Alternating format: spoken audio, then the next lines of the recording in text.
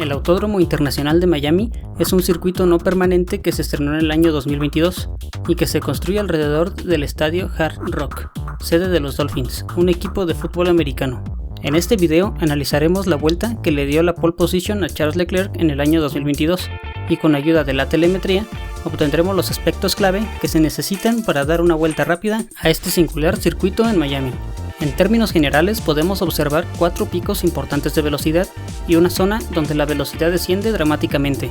Esta zona de baja velocidad comienza en la curva 11 y termina en la curva 16. La velocidad máxima de esta vuelta se registró justo antes de entrar a la curva 11 y fue de 336 km por hora.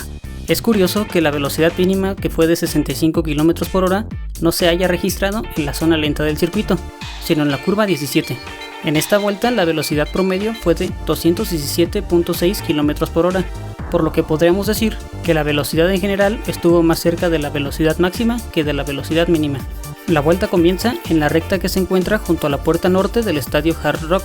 A diferencia de otros circuitos, la vuelta no comienza en la recta de mayor longitud, ya que la zona de boxes se encuentra cerca del estadio.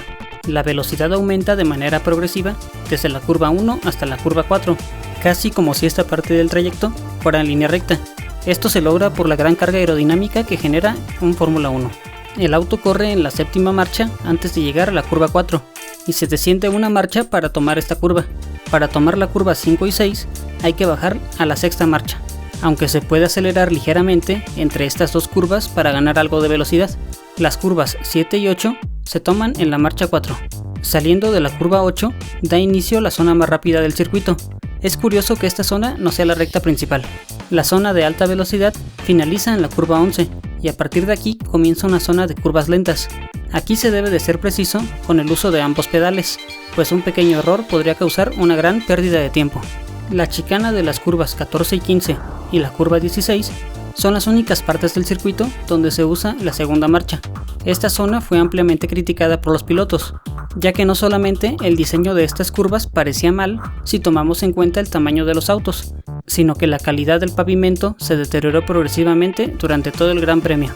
Al ver el trazado del circuito nos podemos dar cuenta que existe una gran recta en la parte superior. Al tener una zona de DRS, esta recta es una de las principales zonas para ver un adelantamiento. La curva 17 es la más lenta del recorrido, pero la marcha solo se reduce hasta la tercera. Esto provoca que las revoluciones por minuto del motor alcancen su valor mínimo en la vuelta. Al salir de esta curva, el acelerador se pisa de manera más progresiva que en otras partes del circuito. Esta estrategia para hacer la curva es la que generó mayor diferencia de tiempos entre Charles y los otros candidatos a la pole en ese año. En la parte final del recorrido se tienen las curvas 18 y 19, que se toman a fondo, y al iniciar la recta se abre el DRS, para así concluir la vuelta por este circuito. Si te gustó este video, puedes encontrar una lista de reproducción con otros análisis en nuestro canal, así como videos informativos y datos curiosos de este y otros circuitos. Y les recuerdo que nos vemos en el circuito. Hasta luego.